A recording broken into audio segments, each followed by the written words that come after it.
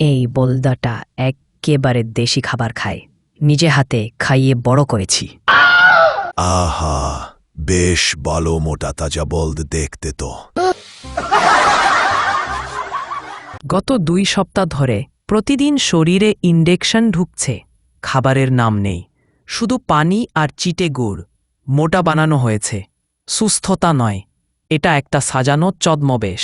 একদিন এক খরিদ্দার এল, বলল, বাহ, বেশ স্বাস্থ্যবান তো। বলদটা ধীরে চোখ কিন্তু তারা জানে না ভেতরের সত্যিটা কেমন।